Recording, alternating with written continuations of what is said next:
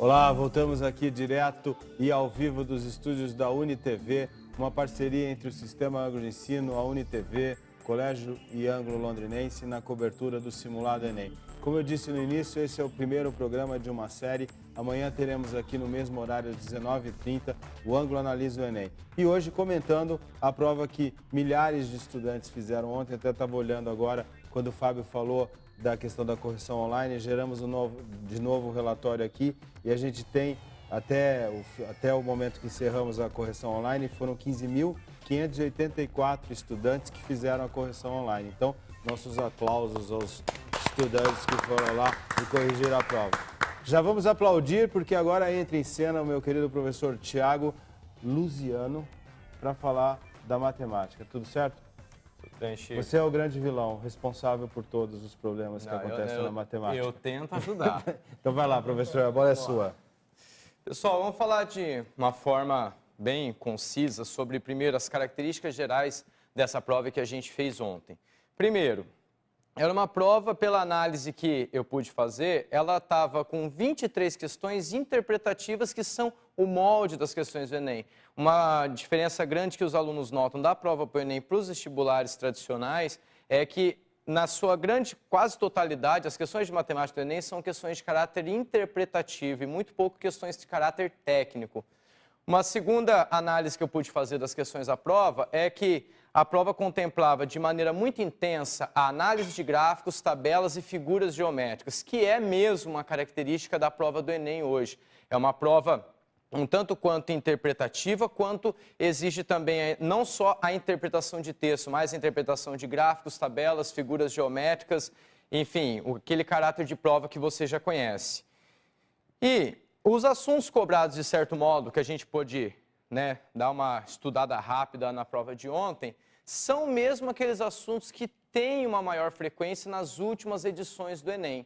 Tá? Como você pode perceber, não são todos os assuntos que o Enem aborda de maneira intensa, mas os assuntos que foram contemplados ontem, pela análise que a gente pôde fazer, são os assuntos que têm, sim, sido mais frequentes nas últimas edições da prova. E aí eu selecionei aqui para você, na sequência, 4 questõezinhas da prova que eu gostaria de comentar com você, cada uma delas, lógico, de um tópico diferente, que eu acho que vai ser legal para você dar uma analisada, para você dar uma pensada aí. Vamos lá. A primeira questão que eu selecionei é a questão 89. Essa questão trazia para você uma figura geométrica, falava de um estacionamento de 45 graus e um carro disposto nesse retângulo que você pode ver na figura. Essa imagem estava na prova para você. E você tinha daí que considerar que o veículo era de forma retangular, com 6 metros de comprimento e 2 de largura, e ele pedia qual é a distância do ponto A do veículo até o muro. E veja que ele te dava algumas informações. A gente sempre fica nas aulas de matemática comentando com você, tabelinha, 30, 45, 60, e ele foi bondoso nessa questão porque ele te deu ali, seno, cosseno e tangente de 45 graus e ainda deu uma aproximação para a raiz quadrada de 2. Então, era uma questão mesmo que vocês tinham que saber trabalhar as informações estavam dadas para você. Bom, primeiro, quando eu tenho figuras geométricas, eu tenho que fazer uma análise mais acurada da coisa. Não é simplesmente ir rabiscando de qualquer jeito. Eu tenho que analisar as características que estão inerentes a essa figura geométrica. No caso aqui, a gente tem um retângulo, conforme o enunciado já descreveu para a gente. A distância entre o ponto A e a parede é o que às vezes gera controvérsias entre os alunos, que muitos alunos ligariam o ponto A até o outro vértice do retângulo. Não. Quando se fala em distância, a gente fala sempre em 90 graus. Se eu quero saber a distância de um ponto a uma parede ou uma linha reta, eu tenho que ter o ângulozinho de 90 graus. Então, estou traçando para você aqui um segmento que vai do ponto A até o muro. Vou chamar esse pontinho lá no muro de ponto M. E o pontinho em que esse segmento cruzou o lado aqui do retângulo de ponto P. No caso, se eu estou falando de distância, tem ali um ângulo de 90 graus. O que na matemática é muito bom, muito legal. Ter ângulos de 90 graus sempre ajuda, porque pode ter teorema de Pitágoras, pode ter aplicação dos conceitos de seno, cosseno e tangente. Então, triângulos, retângulos sempre facilitam a nossa vida. Na sequência, olha lá para o desenho. Você sabe que a soma dos ângulos internos do triângulo é 180 graus. Tendo um de 90 e um de 45, você já tem outro aqui de 45 para inteirar os 180 graus. O que já deixa claro para você que aqui nessa primeira parte do desenho temos um triângulo isósceles, o que vai facilitar a nossa resolução. Na sequência, aqui um ângulo que é oposto pelo vértice, também com 45 graus. Em seguida, aqui 90 graus. Por que que aqui era 90 graus? Porque aqui o enunciado disse para nós que isso aqui é um retângulo. O que é um retângulo? É um quadrilátero que tem 4 ângulos retos. Na sequência, outro ângulo de 45 graus, de novo, pela soma dos ângulos internos do triângulo. Fim das contas, eu tenho 2 triângulos isósceles para analisar nessa figura. Perceba você que, como ele disse que um dos lados do retângulo é 2 metros, aqui você já tem um 2 metros de graça pelo fato do triângulo ser isósceles. No fim das contas, aplica o teorema de Pitágoras nesse triângulo menor. Você faz lá o quadrado da hipotenusa igual à soma dos quadrados dos catetos e facilmente você encontra que o segmento AP tem a medida de 2 raiz de 2 metros, correto? Só que o enunciado não quer saber a distância de A até P, ele quer saber a distância do ponto A até o muro.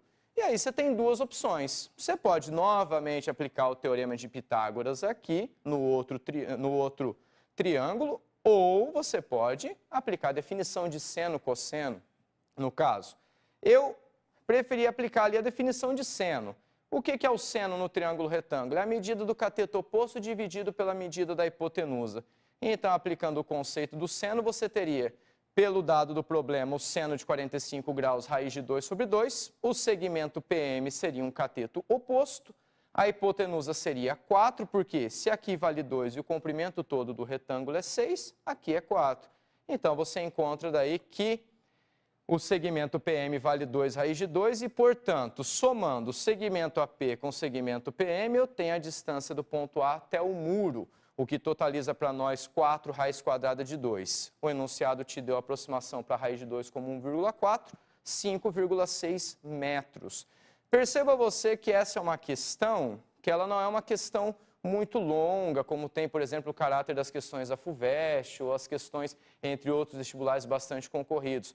Mas é uma questão com vários detalhes. As questões do Enem de geometria têm essa característica, muitos detalhezinhos na questão, e detalhezinhos, às vezes, que você observa na própria imagem, como ele deu aqui nessa questão. Ok?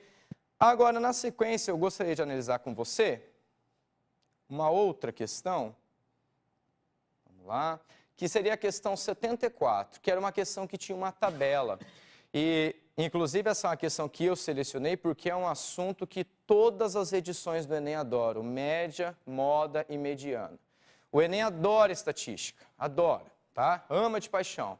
Então, essa questão aqui traz para você uma tabela, inclusive parecida com tabelas que já caíram em edições anteriores da prova do Enem, tá?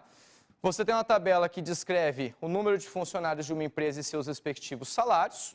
E ele pede para você o seguinte: essa empresa vai contratar um diretor-geral e não quer que a nova média salarial, porque se eu vou ter mais um salário aqui, essa média pode ser alterada, não quer que a nova média salarial ultrapasse a mediana dos salários atuais. O salário máximo que ela pode oferecer a esse diretor é uma questão que basicamente contempla os conceitos de média aritmética e mediana. O que vem a ser as duas coisas? Vamos analisar aqui com mais calma. Muito bem. Jogar essa tabelinha para cima, a gente ocupar um espaço aqui. Primeiramente, mediana. Para eu pensar no que seria a mediana de um conjunto de valores, eu coloco esses valores em ordem crescente. Aqui, no caso, isso está bem prático, porque eu tenho poucos valores, no caso, tenho 20 valores. Mas se eu tiver uma tabela, de repente, com 50, com 200 valores, não há necessidade de colocar todos eles em ordem, porque a própria tabela já trouxe eles organizados em ordem. É só você pensar naqueles termos centrais. A mediana nada mais é do que o termo central da amostra se você tiver um número ímpar de termos. Se você tiver um número par, você faz a média dos dois termos centrais. Se eu tenho 20 valores, a mediana é dada pela média desses dois camaradas aqui, que são os dois termos centrais. No caso, seria o 10º e o 11º termo. Muito bem. Então, quem seria a mediana do nosso conjunto de valores? Seria a média aritmética desses dois valores, ou seja, 4.000. 4.000 é a mediana, mas não é a resposta da questão ainda. Vou deixar essa mediana aqui e agora vamos fazer o cálculo da média. Por quê? A intenção do problema é que a nova média salarial não ultrapasse a mediana. Então, eu quero que a nova média não ultrapasse os 4.000. Aqui eu coloquei para você de uma forma algébrica para você visualizar o conceito de média aritmética ponderada. Eu não preciso somar os 20 valores e depois dividir por 20. Já que tem um monte de valores repetidos, é só usar a multiplicação. Como que ficaria? O 4.000 é a média que eu quero ao máximo. O 2.000 apareceu 8 vezes, o 4.000 apareceu 8 vezes, o 6.000 apareceu 4 vezes e aquele S, professor? Aquele S é o novo salário do gerente que vai ser contratado. Tá, vou dividir por quanto? Bom, 8 pessoas ganham 2.000, 8 ganham 4.000 e 4 ganham 6.000 e mais um. Aquele um é o novo gerente que vai ser contratado pela empresa. Portanto, tenho 21 funcionários para toda essa soma de valores aí. No fim das contas, enxugando lá as operações, eu tenho esses valores. Esse 21 está dividindo, passa multiplicando, soma tudo aqui. Quem que vai ser o salário máximo que a empresa vai poder oferecer para o novo diretor? R$12.000. Perceba você que também não é uma questão de caráter algébrico. Eu coloquei aqui a formulazinha só para especificar para você, mas é uma questão basicamente de um caráter numérico bastante intenso. Você tem que fazer várias continhas aqui na resolução. E o Enem tem muito essa característica, muitas questões de caráter bastante numérico e poucas questões de caráter muito técnico ou muito algébrico. Agora, por fim, seria a alternativa correta, que é a alternativa E. Quero comentar brevemente com vocês as duas questões que tiveram o índice mais baixo no nosso simulado de ontem, na área de matemática. Seria a questão 86, que era uma situaçãozinha problema que falava de possibilidades, conceitos tratados dentro da análise combinatória. Você tem aqui um camarada que quer organizar os seus horários, ele vai fazer aulas de inglês que podem ser às 15 horas, às 16 ou às 17 horas, e ele vai fazer academia, no caso que pode ser às 19 horas ou às 20 horas. Só que tem duas condições especiais nesse enunciado. As duas atividades no mesmo dia e em dias não consecutivos da semana. E depois, a segunda-feira é um dia obrigatório para ele. Então, você tem três possibilidades para analisar. Ele pode fazer as atividades na segunda e na quarta, ou na segunda e na quinta, ou na segunda e na sexta. Na segunda e na terça não pode, porque eu não quero dias consecutivos. No fim das contas, 3 cálculos. Se for na segunda e na quarta, eu tenho duas situações. 3 vezes 2, por quê? Porque eu tenho, primeiro, 3 horários para escolher as aulas de inglês e 2 horários para escolher a academia. Depois, na quarta, a mesma coisa, 3 vezes 2, o que totaliza 36 possibilidades de horários, se for na segunda e na quarta. Em seguida, segunda e quinta, mesmo esquema, o cálculo é exatamente o mesmo, 36 possibilidades de horário também. Na segunda e sexta, que é a última situação, as condições dadas são as mesmas, novamente 36 opções de horário.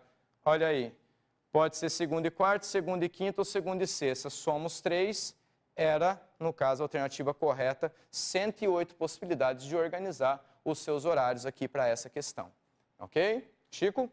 É isso, professor. Muito obrigado. Essa questão 86 foi uma das que teve menor índice de acerto, é isso? Isso. Isso se trata de academia, de ginástica, isso. Um probleminha cotidiano. E eu tava assim, na hora que ele mostrou aquela sequência lá da aula, o Henrique quase levantou porque ele ia resolver a questão. Aquela que estava para mim. Já tava bem no seu pique, no seu estilo, é isso? Quase questão de linguagem. Mas obrigado, Thiago, obrigado. E até, aproveitando o ensejo com ele aqui, a linguagem ela tem um caráter preponderante dentro da matemática, apesar de que os alunos muitas vezes não aceitam isso, não admitem isso, mas a gente tem, por exemplo, muitos alunos que apresentam uma dificuldade grande nas questões de matemática do Enem pelo fato da interpretação e não tanto da matemática em si. Exato. E esse é o assunto para o Henrique. Só queria fazer uma... Você que fez as animações? Fui eu. Parabéns, hein? Muito bem feito, muito Obrigado, bem feito. bonito. Obrigado. Muito bem feito. Usou todos os recursos do PowerPoint, como vocês perceberam, né? Obrigado, Thiago. Obrigado. Henrique, agora com você. Obrigado. O Henrique vai comentar e com isso a parte de linguagem, que é uma questão, uma área bastante importante, como disse o professor Thiago. Henrique, vai lá, com você. Vamos lá. E até, Chico, aproveitando o gancho, ia começar mesmo elogiando a sua sensibilidade, né? Assim, a inteligência quase corintiana você demonstrou. Isso não existe. Inteligência corintiana é impossível existir. Como não? Que negócio é esse? Mas eu troco o microfone? Isso. Você falou de inteligência corintiana, Você parou de viu funcionar o microfone. que alguma coisa Você viu o que é. conspirou. Mas ótimo, vou usar esse microfone, eu gosto desse microfone. Mas por que eu estava elogiando essa escolha? Porque em vários momentos ficou implícito em algumas falas, em algumas até chegou a ser explicitada, a importância da disciplina portuguesa e das linguagens em geral para a resolução das questões. Não é? O Lucas chegou a falar explicitamente em distratores, que até na questão que foi respondida por ele, eram parecidos com os de uma das questões que eu vou comentar.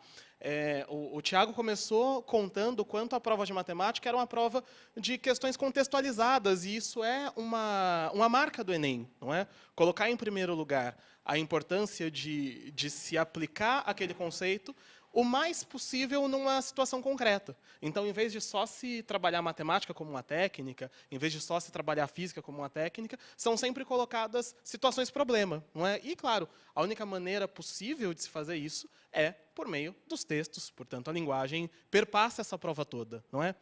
Aí, pensando especialmente nessa área de linguagens, nessas questões de linguagens do simulado que foi feito ontem, o que eu escolhi destacar nessa nossa conversa, já que é um recorte, não é? A ideia não é falar sobre a prova como um todo, mas fazer um recorte daquilo que é mais significativo, daquilo que é mais importante, e entendendo que o mais importante é aquilo que pode te ajudar na sequência da sua preparação. Não é? É importante que essa prova feita ontem seja vista como um diagnóstico, sobretudo para identificar aqueles pontos em que você pode melhorar.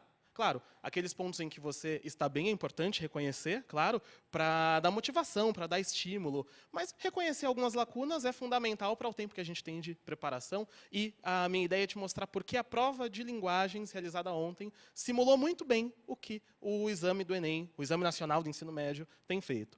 Bom, para isso, eu optei aqui por começar a nossa conversa falando sobre a ideia de níveis de proficiência.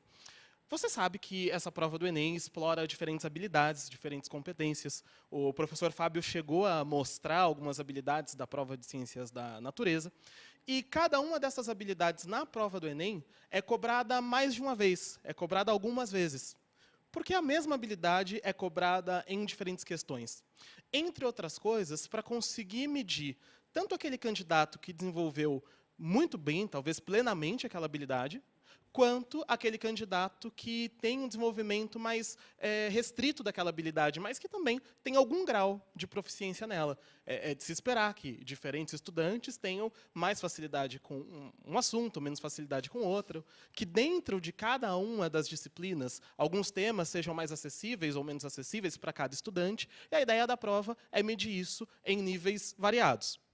Para que você entenda na prática, como ontem nós simulamos isso na prova de português, vou falar aqui, em linhas gerais, sobre uma das habilidades do Exame Nacional do Ensino Médio. Isso aparece num documento oficial do INEP, que diz quais são as habilidades esperadas, e essa, para a matriz de linguagens, códigos e suas tecnologias, é a habilidade 23. O que se espera aqui, que se pretende avaliar? A habilidade de inferir em um texto quais são os objetivos de seu produtor, quais são os objetivos de quem enunciou, de quem escreveu, ou quem produziu aquele texto. E quem é seu público-alvo pela análise dos procedimentos argumentativos utilizados. Destaquei ali o termo objetivos para que a gente tenha claro a ideia de que todo texto tem uma finalidade, de que todo texto tem uma meta. E, em muitos casos, o importante é analisar que meta seria essa. Uma das questões, a questão 49, apresentava ali uma propaganda, né, um anúncio institucional, uma tentativa aqui de alertar os motociclistas para os riscos do trânsito, etc. E o enunciado dizia assim, né, esse texto trata de uma campanha sobre o trânsito e visa a orientação dos motociclistas quanto ao... Veja, quando o enunciado pergunta sobre o que visa, ou a que visa determinado texto, o que está por trás é essa ideia de medir os objetivos, a finalidade. É justamente a habilidade 23 que está em jogo. Essa questão aqui teve um índice de acerto, vou passar aqui para o próximo slide, que foi de 76%. Na escala que nós fizemos, 76% dos candidatos acertarem a questão faz dessa questão uma questão fácil. Importante que você entenda que não sou eu, Henrique, que julgo essa questão como fácil. Também julgaria, mas foi você, na verdade. 76% das pessoas que fizeram a prova, segundo os dados que a gente tem, né, daqueles que preencheram a correção eletrônica, conseguiram acertar. Então, essa questão mediu a habilidade 23 e é possível dizer que num nível de proficiência relativamente baixo.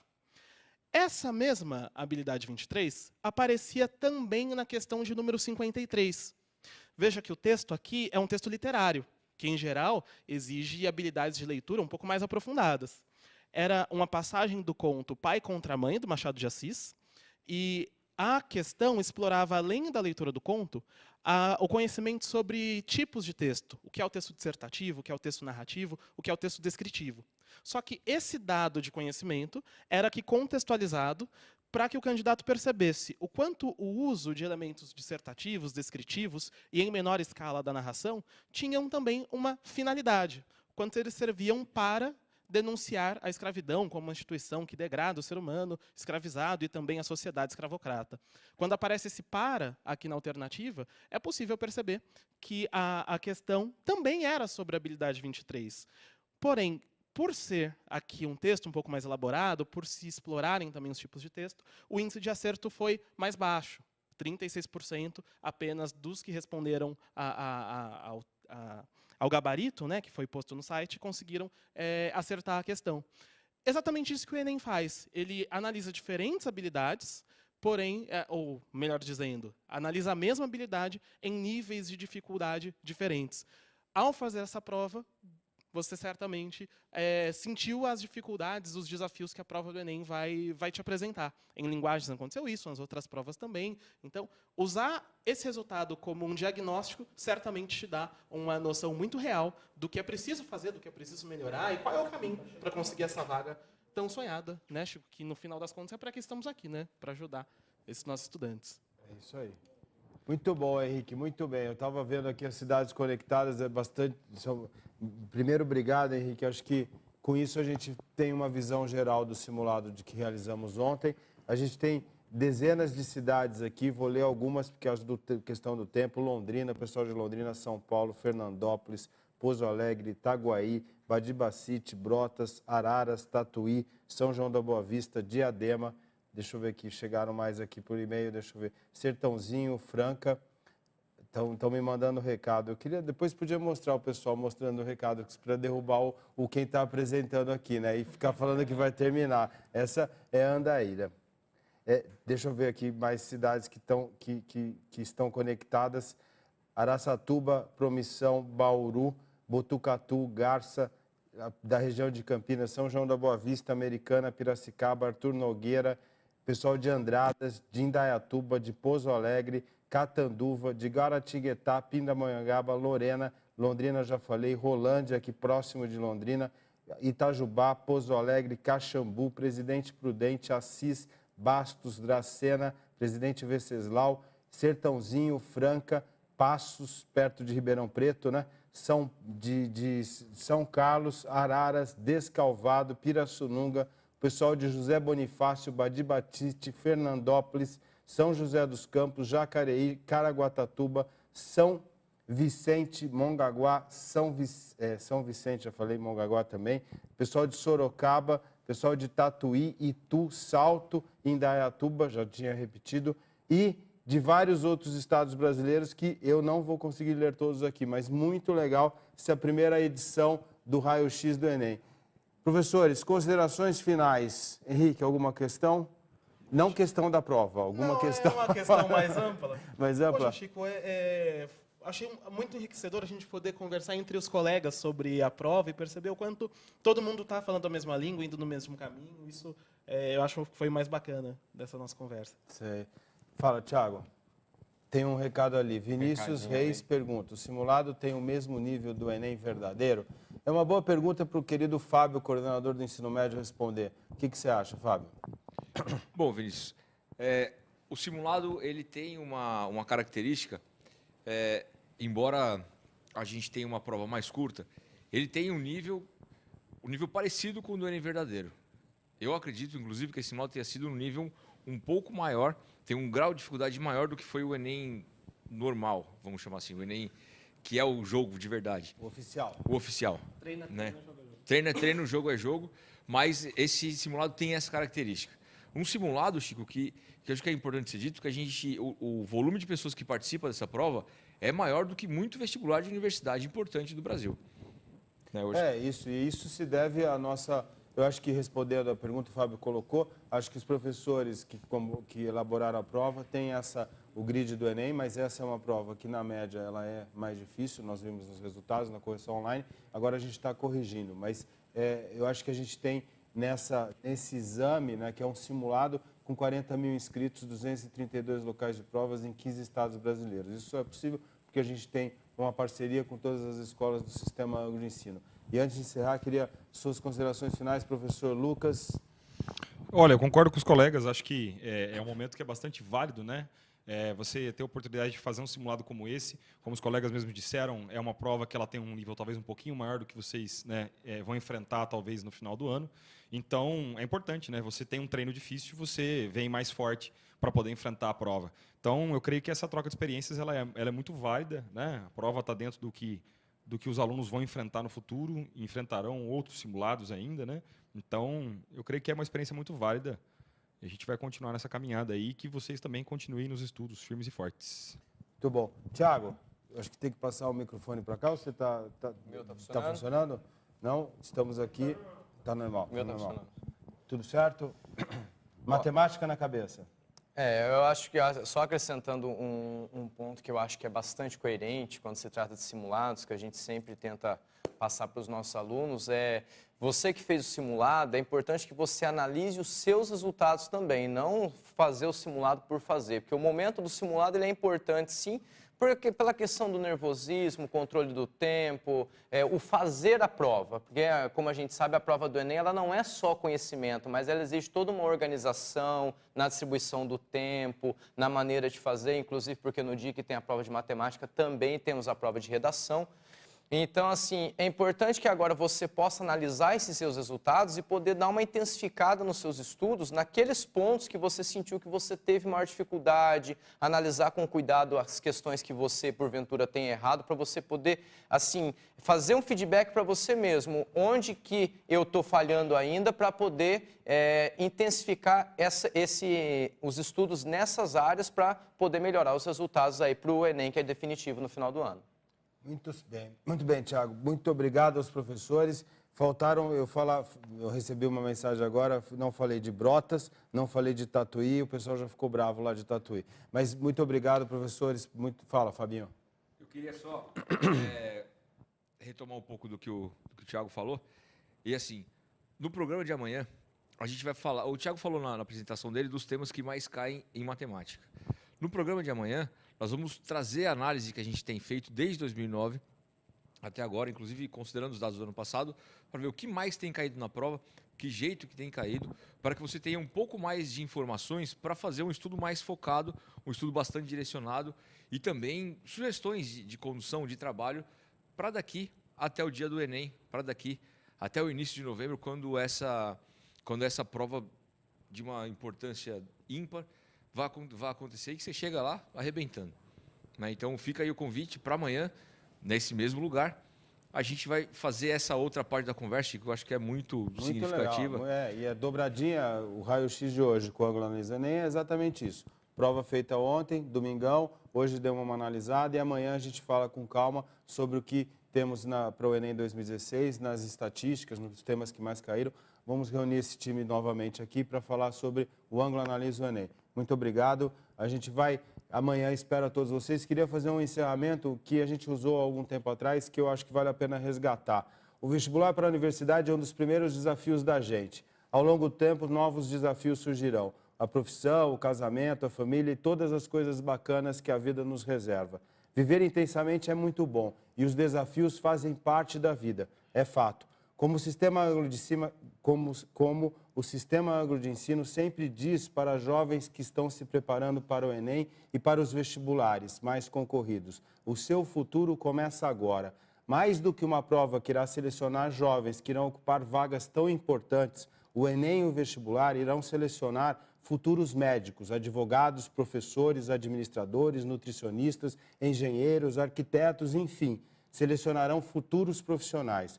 Todos vocês que irão disputar uma vaga nas importantes universidades serão profissionais de sucesso e terão um papel importante na construção de um país melhor, de um mundo melhor. O Sistema Ângulo de Ensino acredita em seus alunos, que vocês serão capazes de mudar. mudar as pessoas, mudar o país, mudar o mundo. Vocês precisam acreditar nisso, que mais do que futuros profissionais, vocês serão protagonistas da construção de um mundo melhor.